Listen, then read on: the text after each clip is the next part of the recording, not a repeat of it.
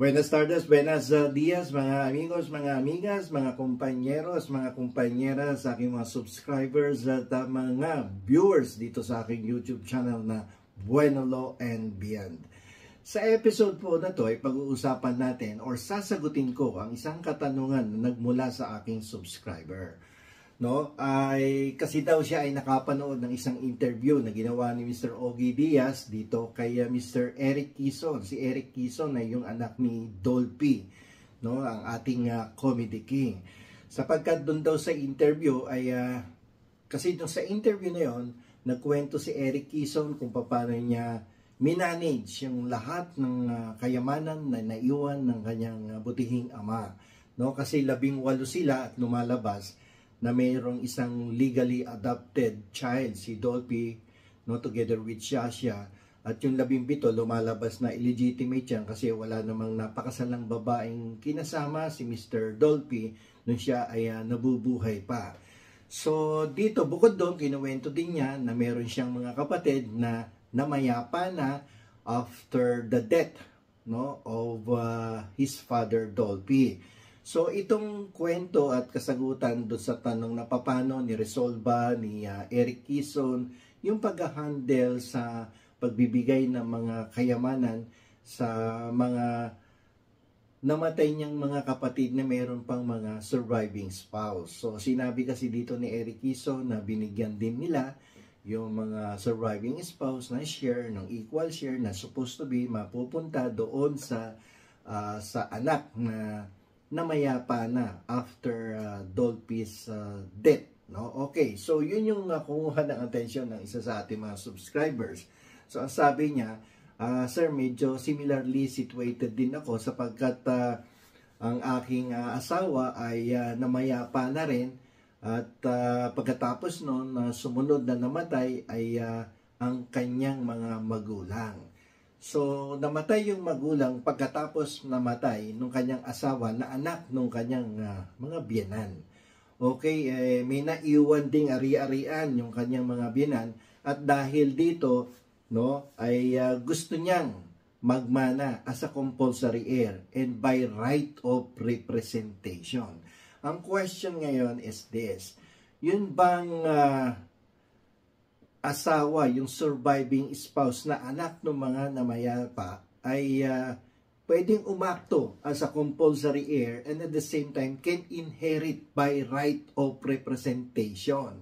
So yan po ang ating sasagutin sa episode na to ngayon at pakinggan nyo pong mabuti at nang kayo ay may matutunan muli dito sa aking YouTube channel. Pero bago yan, no, bago natin ipagpatuloy ang pagpapaliwanag tungkol kung ano bang batas ang umiiral pagdating niya sa right of representation, pati yung compulsory heir, no, paki-subscribe muna dito sa aking channel.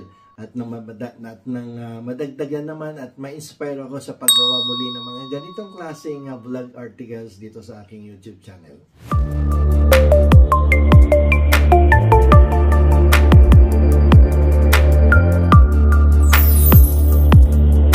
Either patay na yung kapatid ko or hindi sila kasal. May mga ganun. So paano niya nire-resolve ito? Kunwari, yung kapatid ko namatay na, may karapatan yung wife. Kung ano yung share ng kapatid ko, yun ang matatransfer sa kanila. Or sa mga anak. Oo. Ngayon, yung mga kapatid ko na andyan pa rin yung mga asawa nila pero hiwalay or whatever, wala pa rin silang karapatan because yung heir, buhay pa.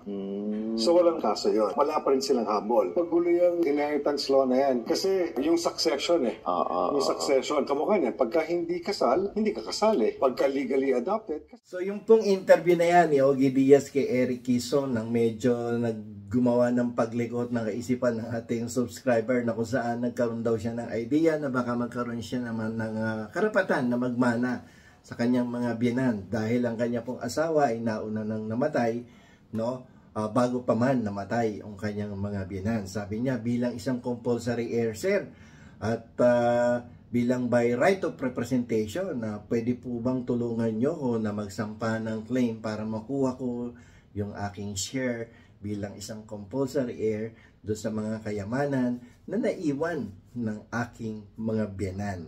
So tama po ba yung stand or contention ng ating subscriber.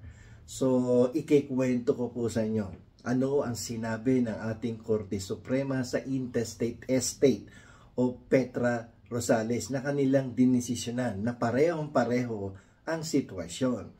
Dito po sa kaso na to ay may naiwang mga kayamanan yung mga Rosales. Kaya lamang bago pa man sila namatay ay namatay na yung kanilang anak na lalaki.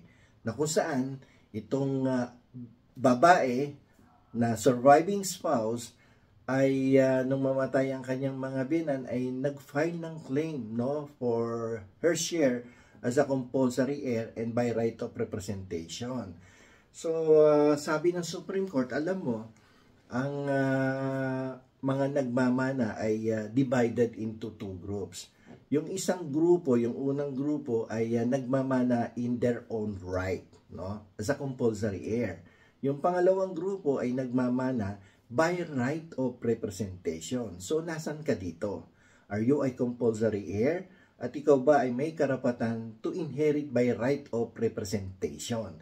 Kasi ikaw yung magsasucceed dun sa posisyon nung namayapang anak, no, na nagpapamana. So, do you have the right, no, to inherit by right of representation? Ang sabi ng Supreme Court, mukhang hindi ka compulsory heir. At hindi ka talaga compulsory heir, ang sabi ng Supreme Court. Sapagkat yung claim mo na ikaw ay compulsory heir ay refers only to your relationship to your husband, but not with your relationship with your biyenan. Kasi wala ka namang blood relationship sa kanila. Paano kang magiging compulsory heir?